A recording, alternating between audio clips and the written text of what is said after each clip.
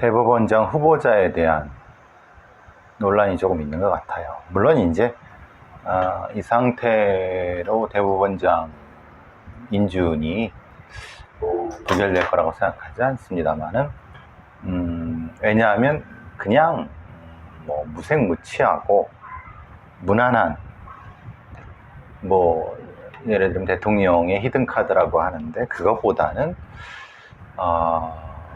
인준용으로, 왜냐하면 이건 사실 아시다시피 이건 대법관과는 달리 대법원장은 국회 표결이 필요합니다. 국회 표결에서 부결이 나면은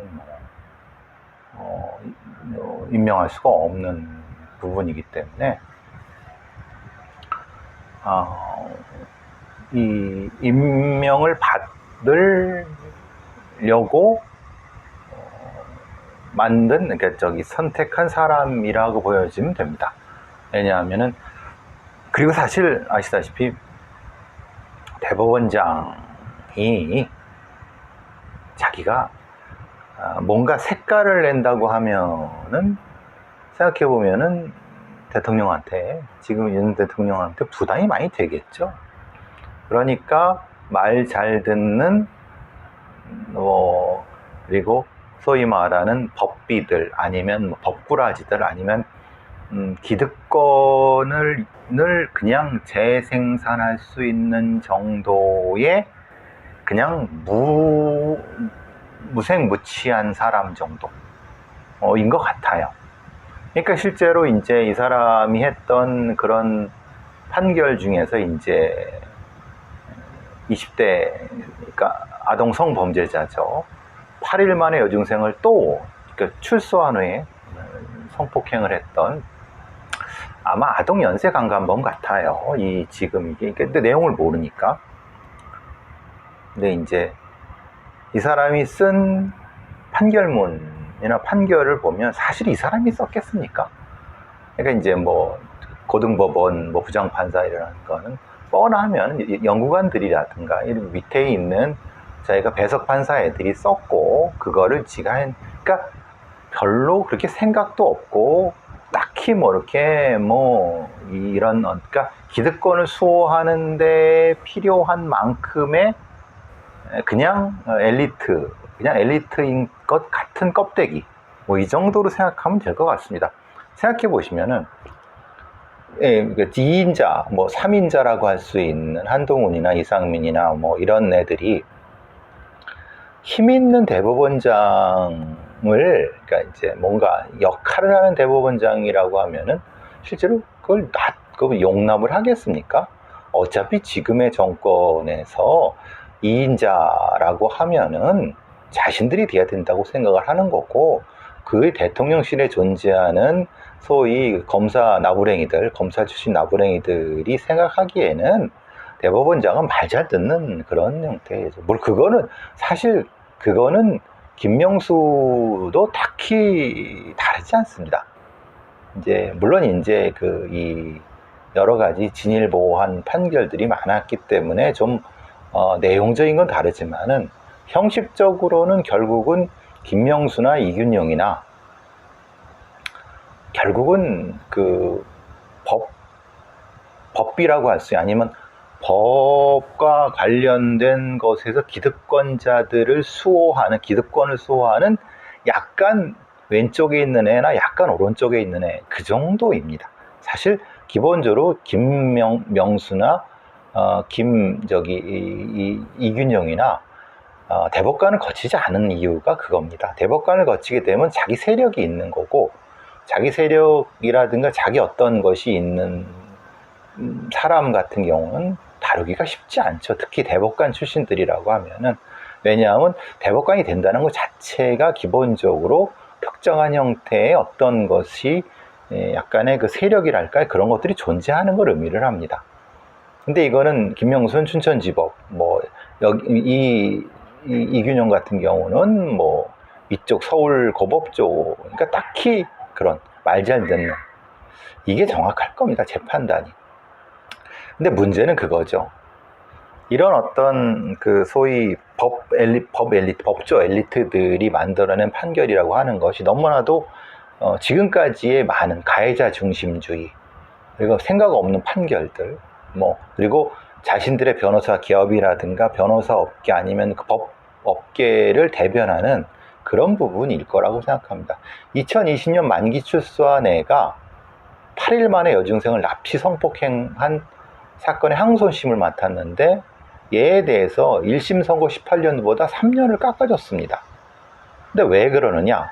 이놈이 사실은 아동 연쇄 강간범이에요. 미성년자 대상으로 강도 강간, 미수, 성폭력, 그럼 연쇄 강간범이라는 겁니다.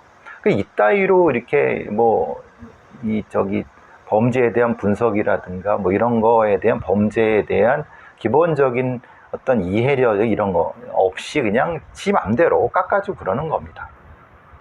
근데 위치추적 전자장치를 부착하고 보호관찰인 상태에서 2020년에 그냥 강간을 저지른 겁니다. 납치 강간이죠. 이게 도대체 제대로 사건을 본 거냐? 사실 보시면 아시겠지만 형사법원의 판사들은 사건 그렇게 보려고 하지 않습니다. 다 그렇게 신경 써서 하는 애들 없습니다. 전문성도 없고 그냥 그 양형위원회가 정해주는 대로 대충 거기에서 변호사들이 조금 이제 이렇게 해주면 그 정도 해주는 거고, 이 범죄자 놈은 피해자나 피해자 보호자도 합의도 하지 않았습니다. 그 흔한 공탁도 하지 않았어요. 왜? 아동 연쇄 강간범이에요, 이놈은. 근데 전자발찌 차고도, 근데 이제 다수의 그러니까 말하자면 이건 아동 연쇄 강간범인데 이놈의 범죄가 굉장히 뭐라고 하나 잔혹합니다. 말하자면 2003년도에 중1 여중생 몇 살인지 아시면 13살짜리입니다. 13살짜리를 흉기로 끌고 가서 강제로 성범죄를 했어요. 그게 계속 연쇄 강간범이에요. 연쇄 강간범에 대한 인식이 없어요. 이균용이 같은 애들이. 이 대법원장 후보라는 인간들이 이 정도밖에 안 됩니다. 사실은. 수준이 이거밖에 안 됩니다. 그때도 실제로 이런 법꾸라지들이 판사라고 하는 자들이 12년밖에 형벌 안 했어요. 생각해 보세요. 미국 같은 데는 이 정도면요, 종신형입니다. 한심한 판사들인 거죠. 이게 이제 고등법원에서 그걸 12년을 한 놈도 이상한 놈이고, 그리고 이제 출소한 지 이걸 한 놈을 또 3년을 깎아준 놈도 이상한 놈이고. 근데 왜 그러느냐? 사실은 1심에서는 이 범죄자 놈이 심신미약, 머리를 다쳐갖고 이렇게 했다고, 뇌수술을 받았다고 하는 거예요. 사실 뇌수술 받은 거 무슨 상관이 있습니까? 근데 이제 문제는 이균용이가 이제 이렇게 얘기를 하는 거죠. 늘 똑같은 겁니다.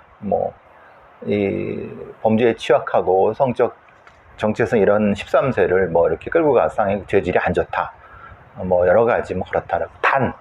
그 다음이 문제죠.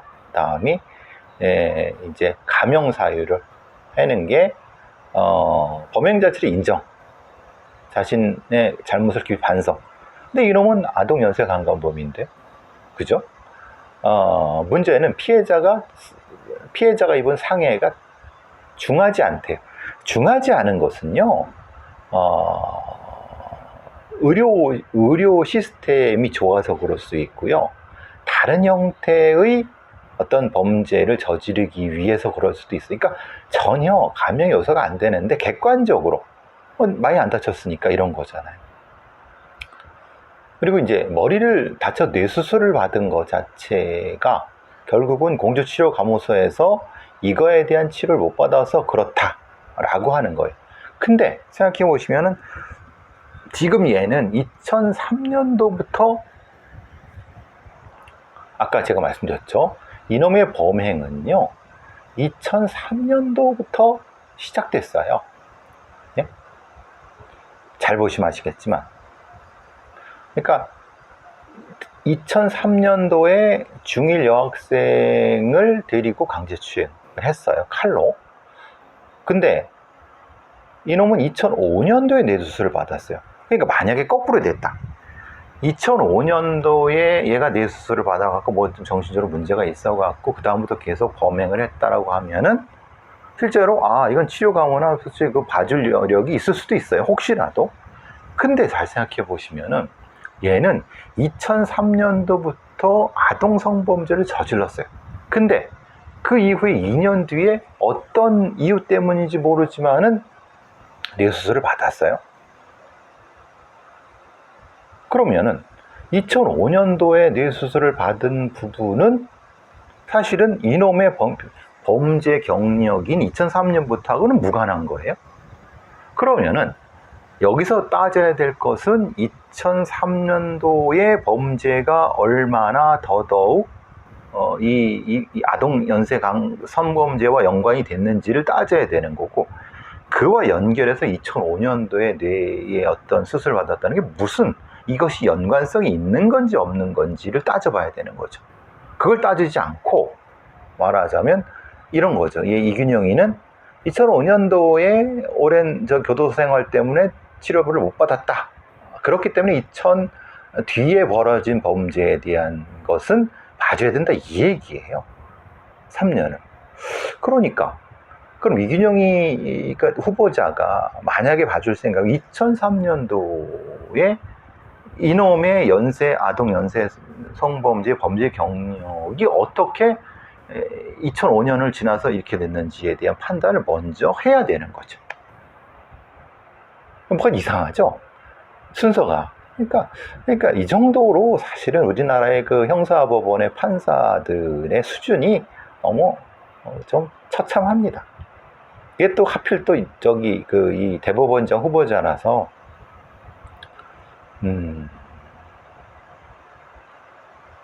근데 또 그리고 이제 문제가 이거예요. 그 다음 이거 말고도 다른 어떤 12세 아동 의제 강간 한 놈에 대해서도 10년형에서 7년을 깎아줬어요. 도대체 이균영이는 도대체 그러니까 생각해보면 사실은 이균영이 깎아준 게 아니죠. 이균영이는 그냥 밑에 있는 영구가 아니라 배석 판사 애들이 있는 그것만 가지고 그냥 도식적으로 깎아주는 그런 거 정도의 생각이 없는 대법원 후보자라는 거죠. 지금 이거를 봤을 때도. 그러니까 집행유예 기간에 저지르고 뭐 가학적 행위를, 그러니까 이런 종류의 그 피해자 감수성이, 특히 소수자에는 피해자 감수성이 없는 인간이 대법원장이 된다는 게 너무 좀 소름 끼치지 않습니까? 물론 이걸 가지고 분명히 뭐 국회의원들이나 우리나라 야당의 이런 애들이 얘를 걸고 넘어지지는 않을 겁니다. 저 같으면 이런 인간은, 이런 이균영 같은 후보자는 절대 대법원장이 되면 안 되는데, 왜냐? 시그널이 있지 않습니까? 즉 판사들이나 아니면 사회에 주는 시그널이, 아동 연쇄 강간범이나 아동 성범죄자들을 이렇게 형량을 아무런 합리적 이유 없이 퍽퍽 깎아주는 애가 대법원장이 된다고 하는 시그널이 있지 않습니까? 이게 사실은 이게 큰 겁니다. 참 어처구니가 없죠. 어처구니가 없는 겁니다, 지금 이게. 그럼 최윤종이 같은 애들, 이 관종 강간 살인범은 어떻게, 이균영 판사는 어떻게 할까요? 이것도 깎아주겠죠, 그죠? 네? 성범죄 전과를 가진 놈들이 미성년자 상대로 또 성범죄를 저질렀어요. 이게 이제 울갤러들이죠. 이놈은 또 울갤러죠. DC 인사이드의 우울증 갤러리에서 미성년자를 유인해 갖고 또, 그러니까 소위 말하는 링범죄자들을 제대로 처벌하지 않고 DC 인사이드 이런 부분에 대해서 그냥 되게 관용적으로 하니까 시그널이 명확합니다. 여기서 이 지랄을 해도 별로 딱히 그러니까 계속 반복되는 거예요. 제대로 수사도 하지 않고, 수사는 물론이거니와 처벌도 하지 않는데 어떻게 해서 아동 성범죄가 줄어들 수 있겠습니까? 그러고도 대한민국이 안전한 사회라고 떠들어대는 놈들은 도대체 뭡니까? 산책 중인 여성을 목을 잡고 풀숲으로 끌고 갔던 강간미수범이 있어요. 이게 이제 전주 완산 47살 놈인데, 이게 23일 0시께예요.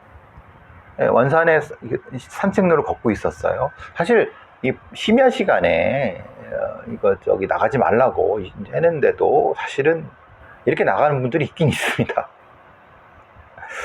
참 조심성이, 물론 이제 피해자에 대한 비난을 하면 안 되지만은 좀 그래도 최소한의 이런 시기에는 물론 이런 범죄가 야간에 뭐 주간에 이런 거 따지지 않으니까 좀 조심을 하셔야 되는데, 그냥 딱 다른 형태의 어떤 조심하지 않고 0시에 산책로를 혼자 걷고, 이게 30대인데 이건 좀 아무리 피해자를 비난하면 안 된다 하더라도 이건 좀 조심하셔야죠. 예? 이거는 이건 피해자에 대한 비난이 아니라 스스로 좀 위험에 빠지게 행동하면 안 되는 겁니다. 이거는 어쨌든 그렇다 하더라도 이거에 대한 책임은 범인한테 있죠. 풀숲으로 끌고 가려고 그랬어요. 사실은 이거는 어떻게 된 겁니까? 성범죄, 그러니까 최윤종이 신림동에 그놈하고 똑같죠.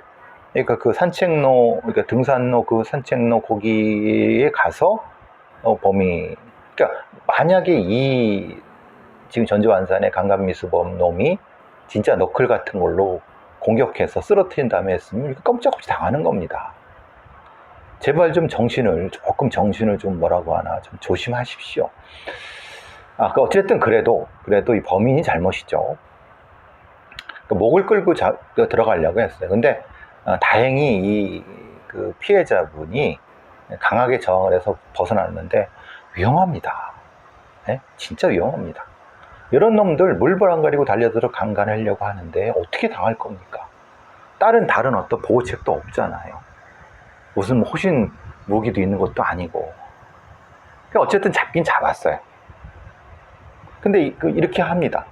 이놈들은 어쨌든 그럼 이걸 얘는 뭐라고 하겠습니까? 성범죄의 목적이라고 추정이 되죠. 그런데 문제는 얘는 아니 나는 뭐 성폭행 의사가 없었다. 그냥 뭐 우발적으로 옆에 이제 지나간 여자가 있으니까 뭐 이렇게 뭐 이런 식으로 얘기를 할 겁니다. 사실은 이게 재판 중에서 조금 논란이 될 수 있어요. 명백한 성범죄에 의도가 있었느냐? 그럼 이제 이놈이 그 포렌식하고 이놈에 대해서 뭐 여러 가지. 그런데 지금 상황으로 와서는 이른바 신림동 사건에 자극을 받은 모방범죄일 가능성이 높겠죠. 하여튼 조심하셔야 됩니다. 진짜로 이런 거는. 그리고 더더군다나 이 야밤에 보호할 수 없는 그런 혼자 산책하는 건 안 됩니다. 예. 자, 정신질환자를 강제 입원시키지 않아서 범죄율이 증가했다라고 시사저널에 퀘스천 마크 되는데, 실제로는 사법위원제 얘기 여러 가지 나오고 있습니다만은 사실 이 사법위원제 자체가 문제가 없어서 그런 건 아닙니다. 사법위원제는 최후의 수단이죠. 그러니까 지금 신림동의 최윤종도 뭡니까? 우울증이 좀 있었다. 근데 우울증을 치료하지 않았다. 그럼 초기에 이런 어떤 위험 인자가 있는 어떤 범죄 예비군 아니면 또 약간의 예비군의 표현이 그런 사람들을 초기 단계에서 관리할 수 있는 어떤 시스템, 중기 단계의 사람들을 관리할 수 있는 시스템, 그리고 상당히 위험한, 그건 사법위원제가 돼야 되겠죠. 이런 시스템적인 형태의 정신 스트레스, 유망 정신 스트레스와 관련된 사람들을 이 프로세스가 있어야 된다는 거예요. 단지 그냥 사후입원제 해도 마라 이런 게 문제가 아닌 거죠. 그거는 최후에. 그러면은 문제는 어떤 단계, 어떤 사람이 지금 우울증이라든가 아니면 뭔가 초기에 약간 뭐가 있었다. 그럼 그 사람을 어떤 시스템 프로세스에 넣어갖고 그걸 극복하도록 도와주냐, 이런 것들이 지금 전혀 안 되는 거예요. 여기에는 마약이라든가 아니면 다른 형태의 어떤 것들이 존재하겠죠. 그러니까 마약 초기 흡입자 같은 경우는 어떻게 할 것이냐, 이런 것들이 촘촘히 다 돼야 되는데 그게 안 되니까 결국은 중증이 된 이후에 뭘 하려고 그러니까 안 되는 겁니다. 그때는 약도 안 먹고 치료도 안 받죠. 그러니까 이런 면에서 좀 우리에는 시스템이 부족하다. 이제서야 뭘 막 뭐 하려고 하는데 그냥 너무나도 허술하고 너무나도 그냥 드문드문 듬성듬성해서 이걸 어떻게 해야 되나. 참. 인프라 구축돼. 제가 사법위원회에 나왔을 때 인프라 구축이 먼저다. 근데 무슨 말인지 못 알아 처먹더라고 사람들이. 자,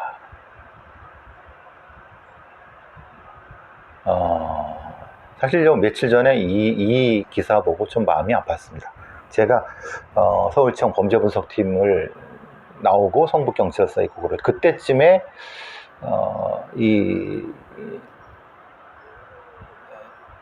있었던 한 400명 정도가 출소 예정인 그때의 그런 기억이 나갔고, 그때도 그렇죠. 친딸을 강간한 놈이 있었습니다. 친딸 자매를. 근데 출소 예정이었어요. 그놈이 나오는 것 때문에 그 자매가 너무 벌벌벌 떨어갔고, 근데 저는 우연히 그놈을 청송에서 면담을 하게 됐죠. 근데 아무 다른 것도 없이 자기 이가 아픈데 뭐 이를 어떻게 고쳐줄 수 없냐 그런 얘기에다가 그 눈빛, 자기 딸들을 자기를 신고한 쫓아가서 어떻게 이런 그 눈빛이 나오는데, 제가 알기로는 그 자매는 어디 주민등록증 말소시키고 도망갔다는 얘기까지 들었는데, 지금 이 아빠랑 소송 중인데 도와주세요. 친족 아동 성범죄 피해자인데, 그러니까 도대체 우리나라의 친족 아동 성범죄가 몇 건이고 이들이 어떻게 관리되고 있는지 전혀 데이터가 없습니다. 그냥 재수 없으면 걸리는 거고. 9년을 받았어요. 자기 친딸을 강간을 했는데 9년밖에 못 받았어요. 그리고 또 출소를 해요. 이게 참 이런 나라가 진짜 대한민국이라는 걸 너무나도 처참하지 않습니까? 근데 이제 가관이죠. 할머니라고 하는 인간은 징역 9년 살게 했으면 됐지 왜 돈까지 달라 그러냐, 민사소송을 하고 있는데. 전 이 얘기가 참 그 주둥이 찢었으면 좋겠어요. 할머니든 지랄이든. 다리 벌린 내 잘못이라. 이게 할 말입니까? 그럼 딸의 다리를 벌리게 한 게 지 새끼인데 그거에 대한 책임에 이런 것도 없는 그런 할머니라고 하면 그거는 그냥 각다 빨리 뒤지는 게 낫죠. 그런 할머니란 존재가, 그거는 범죄자입니다. 범죄 옹호자입니다. 친딸을 강간한 자식 새끼를 쳐나와갖고 그렇게 만든 그 죄에 대해를 어떻게 갚을 생각은 안 하고 자기 손녀 피해자한테 네가 다리를 벌린 네 잘못, 그런 어떤 주둥이를 놀릴 수 있습니까? 그걸 확 찢어버려야지, 그런 주둥이를. 그런 인간들이 있습니다. 진짜 현실에선 존재합니다. 근데 웃긴 건 그런 거예요. 아까 이균영 후보자도 똑같지만은 대법원 후보자도 마찬가지죠. 분명히 판사 앞에서는 진지하게 반성하는 척 합니다. 당연히 하죠. 근데 그 반성문 내면 또 반성문 받아주고 그래요. 나중에 그러면 실제로 가해자 보복 책임은 누가 질 거냐. 참 이게 대한민국의 사법 현실이라고 하면 참 무섭죠. 무서울 정도입니다. 사실 이 기사 보고 저는 깜짝 놀랐습니다. 어느 놈일까? 20년간 탈북자를 도운 목사가 청소년 성추행 혐의로 구속이 됐어요. 이게 머니투데이에 8월 21일자인데 이전부터 계속 기사는 나왔죠. 그러니까 이제 할 말이 없다. 뭐 증거 인멸 음료, 그러니까 이제 범죄는 이제 일정 정도 인정된 거. 20년간 북한 이탈 주민을 지어왔던 상당히 뭐 방송에도 나오고 유명한 목사입니다. 제가 누군지 대략 찾아보면 나오겠지만 그냥 쌍판 보기 싫어 갖고 2018년부터 자신이 교장으로 있는 관악구 소재 탈북 청소년 기숙형 대안학교에서 8명, 학생 8명, 이게 탈북한 아이들이죠. 그러니까 그 불쌍한 아이들의 궁박함을 이용해서 그 아이들을 성적으로 놀이개로 삼은 거예요. 그러니까 이런 새끼들은 그러면은 사실 애초에 이런 어떤 탈북자를 위한답시고 한 것은 오히려 그런 의도가 있지 않았을까라는 생각도 해요. 그러니까 참 진보 쪽에도 안희정 같은 애들도 있고 또 뭐 그런 거 있지 않습니까? 뭔가 자기가 이런 어떤 그런 사회운동이나 이런 걸 한답시고 실제로는 자신의 개인적 이득을 취해서 지배력을 행사하려고 하는 그 미투 운동 다양한 거 있지 않습니까? 미투의 어떤 사례들 보면은 너무 끔찍하죠. 특히 이제 이 탈북한 청소년들은 한국에선 어디 뭐 도움의 손길도 못 받는, 그러니까 더더욱 그랬겠죠.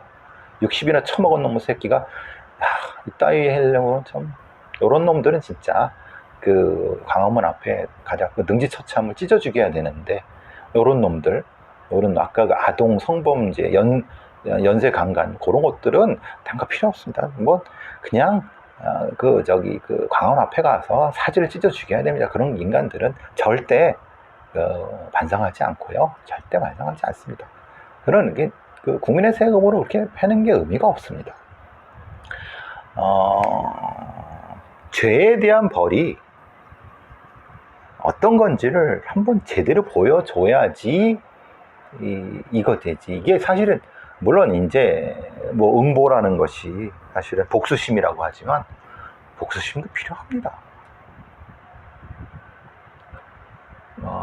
사실 요 기사는 제가 소개할까 말까 했는데 뭐 그것이 알고 싶다죠. 사실 그것이 알고 싶다가 무너진 지는 오래됐는데 피프티에 대한, 이게 피프티 쪽에 돈을 먹고 그랬다? 뭐 그럴 리는 없겠죠. 근데 너무 한쪽으로 편향된, 그러니까 이제 이런 거죠. 옛날에 그 손정민 사건도 비슷합니다. 이게 이제 여론의 흐름을 잘 본 다음에 한쪽으로 이제 편을 약간 드는 거죠. 그러면서 그 어떤 이 논란에 편승해서 인기를 유지하려고 하는 진짜 나쁜 짓입니다. 이게 이제 대한민국 뭐 탐사보도 1위의 위상이라고 하면 차라리 그것이 싶다는 폐지하십시오. 그 범죄 분석도 못하는 그 허접한 그런 수준으로 이렇게까지 그 민폐를 끼치는 것, 그냥 공정해야죠. 피프티를 둘러싼 다양한 그 논란을 있는 그대로 하든 뭘 하든 이거는 좀 아닌 것 같습니다. 그것이 하고 싶다가 또 사과했고 뭐 그랬다고 하는데, 이미 저는 그것이 하고 싶다는 이미 폐지가 예전역에 됐어야 된다고 좀 봅니다. 물론 폐지는 뭐 일단 또 제작진이 알아서 하는 거고, 근데 너무 좀 그렇다는 생각이 들었어요. 초등학생을 성착취한 10대들이 그러니까 이제 판사 앞에 잡혀오니까 무서워요. 뭐 그 깜빵 생활을 어떻게 해요? 막 그렇게 뭐 하는 거예요. 반성문에. 너무나도 잔인하게 초등학생들을 옷을 벗기고 사진 촬영하고 막, 그러니까 피해자, 그러니까 이게 얘네들이 사실은 이런 감수성이 없는 거죠. 누구 잘못일까요? 이런 애들도 사실은 교화를 시켜야죠. 강하게 이 자신들이 저지른 범죄가 얼마나 무서운 건지, 그 나쁜 짓인지를 가르쳐줘야죠. 근데 가르쳐주지 않고 그냥 소년이라고 그냥 자연적으로 교화된 천만의 말씀.